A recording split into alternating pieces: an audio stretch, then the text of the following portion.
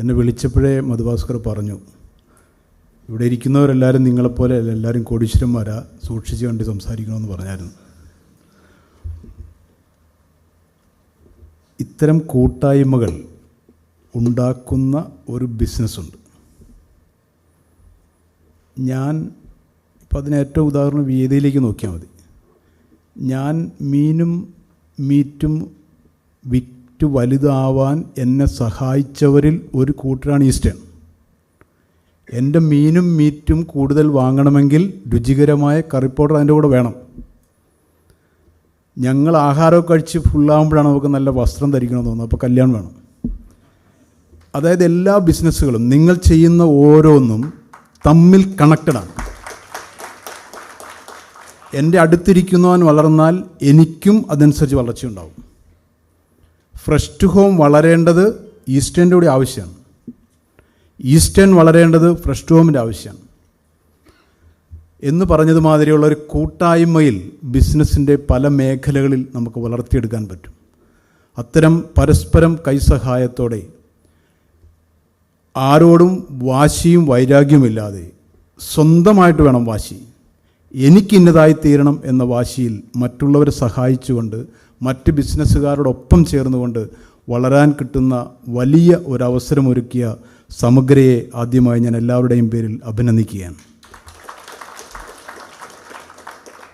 ഞാൻ ഏതാനും ക്ലാസ്സുകളിലൂടെ ഒന്ന് എടുത്തിട്ടുള്ളത് കൊണ്ട് ഒത്തിരിയൊന്നും ഡയലോഗ് പറയുന്നില്ല. പക്ഷെ ഞാൻ ഈ കഴിഞ്ഞ ദിവസം കണ്ട ഒരു ബിസിനസ്സുകാരൻ്റെ അനുഭവം മാത്രം നിങ്ങളോട് പറയാം. ഒരുപക്ഷെ ഞാനത് നിങ്ങളോട് ഇതിന് പങ്കുവെച്ച് കാണുമായിരിക്കും. ഈ കഴിഞ്ഞ ദിവസം ഒരാളെ കൂടി കണ്ടതുകൊണ്ടാണ് എനിക്കത് പറയണം എന്ന് തോന്നിയത്. നമ്മുടെ എല്ലാ ബിസിനസ്സുകാരിലും പ്രധാനമായും കാണുന്ന ഒരു സാധനം അച്ചടക്കമില്ലായ്മയാണ്, പ്രത്യേകിച്ച് സാമ്പത്തിക കാര്യത്തിൽ. നമ്മളെല്ലാവരും ഈ നമ്മുടെ പഴയ തലമുറ പറയല്ലേ, വരുമാനം അറിയാതെ ചെലവ് ചെയ്യുന്ന, അതായത് ഞാൻ എൻ്റെ പണം എന്ത് ചെയ്യണമെന്ന് പിടിയില്ലാതെ, ചിലപ്പോൾ കൂടുതൽ പൈസ വരുമ്പോൾ നമ്മൾ എന്താ ചെയ്യണമെന്നറിയില്ല. പക്ഷെ എന്തൊക്കെ ചെയ്താലും നമ്മളുടെ ബിസിനസ്സിനകത്തെ വർക്കിംഗ് ക്യാപിറ്റലിനെ എടുത്ത് നമ്മൾ മറ്റ് സ്ഥലങ്ങളിലേക്ക് വ്യാപിപ്പിക്കരുത്. പുതിയ പുതിയ കമ്പനികൾ തുടങ്ങുക, അത് തുടങ്ങി ഇത് തുടങ്ങി എങ്ങും എത്താതെ വരിക, കാറ് മേടിക്കുക, വലിയ വീട് വയ്ക്കുക, സ്ഥലം വാങ്ങുക, എല്ലാം നമുക്ക് ചെയ്യാം.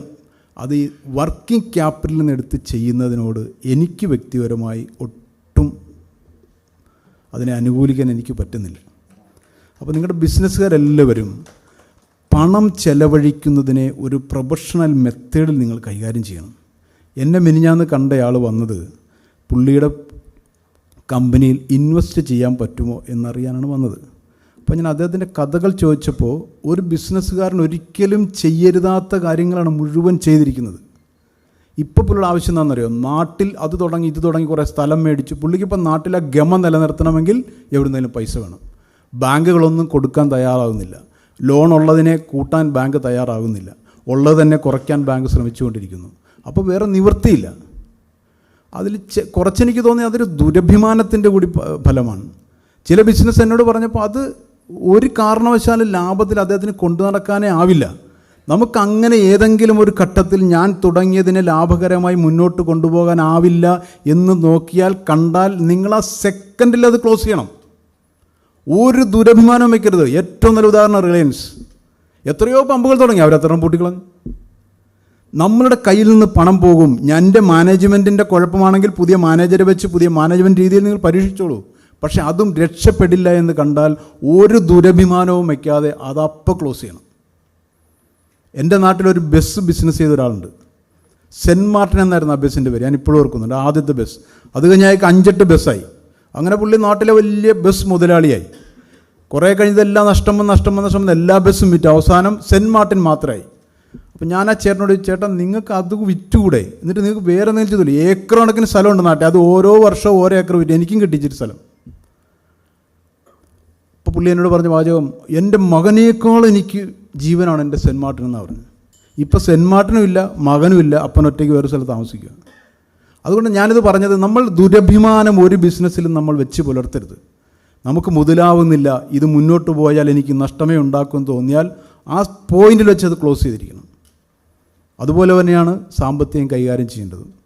അപ്പോൾ ഇങ്ങനത്തെ ചില അടിസ്ഥാന കാര്യങ്ങൾ നമ്മളുടെ മനസ്സുകളിൽ എപ്പോഴും ഉണ്ടാവണം. പണം ചെലവഴിക്കുന്നത് ഞാൻ പറഞ്ഞില്ലേ, ഞങ്ങളുടെ 3ാമത്തെ ഫണ്ടിങ് കഴിഞ്ഞപ്പോൾ എൻ്റെ അടുത്ത് കുറേ ആൾക്കാർ വന്നു. അവർക്കൊന്നും വേണ്ട, 10 കോടി രൂപ സാറ് സിനിമ നിർമ്മിക്കാൻ തരണം.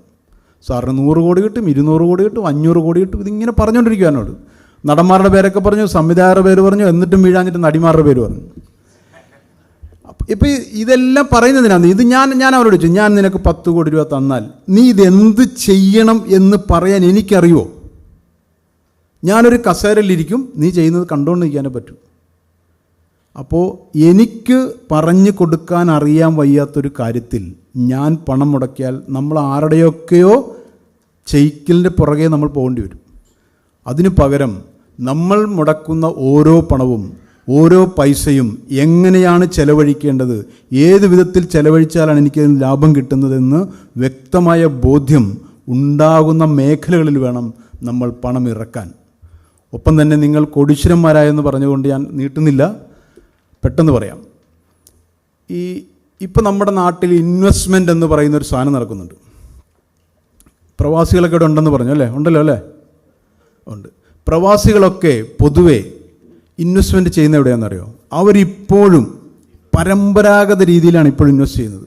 ഒന്നുകിലൊരു ഫ്ലാറ്റ് വാങ്ങും, അല്ലെങ്കിൽ 1 ഏക്കർ സ്ഥലം വാങ്ങും. ഇത് തന്നെ പരിപാടി.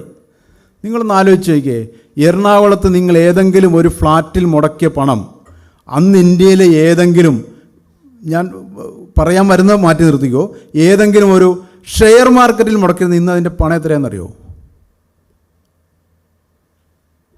ഷെയറിൻ്റെ കാലവും കഴിഞ്ഞു. ഞാൻ പറയുന്നത് ഷെയറിൻ്റെ കാലം കഴിഞ്ഞു എന്ന് പറഞ്ഞാൽ അതിനേക്കാളും പുതിയത് വന്നു കഴിഞ്ഞു. ഈ കേരളത്തിലെയും ഇന്ത്യയിലെയും നിങ്ങളുടെ മക്കൾ ആരംഭിക്കുന്ന സ്റ്റാർട്ടപ്പുകളിൽ നിങ്ങൾ നിക്ഷേപം നടത്തണം. നിങ്ങൾ ബുദ്ധിയിലും വൈഭവത്തിലും ബൗദ്ധിക തലങ്ങളിലും ഐഡിയകളിലും നിക്ഷേപം നടത്തേണ്ട കാലമാണിത്. അതുകൊണ്ട് നിങ്ങൾ പരമ്പരാഗത രീതിയിൽ നിന്നുള്ള നിക്ഷേപങ്ങൾ മാറിയിട്ട്, അതിൽ റിസ്ക് ഇല്ലയെന്ന് ചോദിച്ചാൽ വലിയ റിസ്ക് ഉണ്ട്. നിങ്ങൾ ഒരു സ്റ്റാർട്ടപ്പിലായിട്ട് നിക്ഷേപിക്കരുത്, 10 സ്റ്റാർട്ടപ്പ് നിക്ഷേപിക്കണം. കുറേ എമൗണ്ട്. ആ 10 സ്റ്റാർട്ടപ്പിൽ 9 സ്റ്റാർട്ടപ്പ് പൊട്ടിപ്പോകും, ഒരു സംശയമില്ല. ഒരെണ്ണം മതി നമുക്ക്. ഞാനിത് പറയാൻ കാരണം എന്താണെന്നറിയോ? ഫ്രഷ് ടു ഹോം ഞങ്ങളെപ്പോലെ ക്യാപിറ്റൽ, അതായത് വെഞ്ചർ ക്യാപിറ്റൽ ഫണ്ടിൽ നിന്ന് കമ്പനി പൈസ വാങ്ങുന്ന, അതായത് ഇൻവെസ്റ്റ്മെൻറ്റ് നടത്തുന്ന ആൾക്കാരുള്ള കമ്പനികൾ, ഞങ്ങളെപ്പോലെ എല്ലാവരും, ഞങ്ങളുടെ കമ്പനി വളരുമ്പോൾ അതിൻ്റെ പ്രയോജനം എങ്ങോട്ടാണ് പോകുന്നത്? സ്വാഭാവികമായി ഞാനും ഷാനും അടക്കമുള്ള ഞങ്ങളുടെ കോഫൗണ്ടേഴ്സിനുണ്ടാവും. ബാക്കി എങ്ങോട്ട് പോകും? ബാക്കി മുഴുവൻ നമ്മുടെ ഇൻവെസ്റ്റേഴ്സിന് പോകും. ഞങ്ങളുടെ കമ്പനിയിൽ ആദ്യം 1 കോടി മുടക്കിയവൻ്റെ ഇന്ന് അവൻ്റെ 1 കോടിയിൽ നിന്ന് 34 കോടി രൂപയായി മാറി. പക്ഷേ ഭാഗ്യവശാൽ നിർഭാഗ്യവശാൽ ഒരൊറ്റ മലയാളി അതിനകത്തില്ല.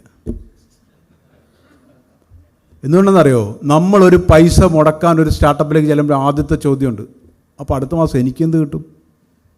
ഈ ചോദ്യം ചോദിച്ച് നിങ്ങൾ ഇൻവെസ്റ്റ് ചെയ്യാനായിട്ട് സ്റ്റാർട്ടപ്പിലേക്ക് പോവുകയും ചെയ്യരുത്. ഒന്നും കിട്ടിയാലെന്ന് കരുതിയിട്ടേ ചെയ്യാവൂ. പക്ഷേ ഉറപ്പിച്ച് ഞാൻ പറയാം, നിങ്ങൾ 10 സ്റ്റാർട്ടപ്പ് നിക്ഷേപിച്ചാൽ 9 പൊട്ടിപ്പോയാലും ഒറ്റ സ്റ്റാർട്ടപ്പ് മതി. നിങ്ങൾ 9ൻ്റെയും 100 ഇരട്ടി കൊയ്യാൻ ആ ഒരു സ്റ്റാർട്ടപ്പ് മതി. അത്തരമൊരു കാലമാണ് എൻ്റെയും നിങ്ങളുടെയും മുമ്പിലുള്ളത്. അതുകൊണ്ട് നിങ്ങൾ ഷെയർ മാർക്കറ്റിനെ പഠിക്കുന്നത് പോലെ സ്റ്റാർട്ടപ്പുകളെ പഠിക്കാൻ ഇന്ന് കേരളത്തിലും ഇന്ത്യയിലും വളരെ വലിയ സങ്കേതങ്ങളുണ്ട്, സാങ്കേതിക വിദ്യകളുണ്ട്. അതിൽ നിന്ന് പഠിച്ചിട്ട് നിങ്ങൾ നിങ്ങളുടെ മക്കളുടെ ബുദ്ധിയിലും അവരുടെ ഐഡിയയിലും ബൗദ്ധിക തലങ്ങളിലും നിക്ഷേപം നടത്തി പുതിയൊരു മേഖലകളിലേക്ക് കടന്നു കയറണം എന്നുകൂടി ഞാൻ ഈ അവസരത്തിൽ പറഞ്ഞുകൊണ്ട് നിർത്തുന്നു. എന്നെ വിളിച്ച് സമഗ്രയ്ക്കും പ്രത്യേകിച്ച് മധുഭാസ്കറിനും എല്ലാവിധ നന്ദിയും അറിയിക്കുകയാണ്. ഒപ്പം ഇങ്ങനെ കൂടാൻ നിങ്ങൾ കാണിച്ച നല്ല മനസ്സിന് എല്ലാവിധ അഭിനന്ദനങ്ങളും. ഇതിൽ നിന്ന് ഇനിയും പ്രയോജനങ്ങൾ ഉണ്ടാവട്ടെ എന്ന് പ്രാർത്ഥിച്ചുകൊണ്ട് നിർത്തുന്നു. നന്ദി, നമസ്കാരം, ജയ് ഹിന്ദ്.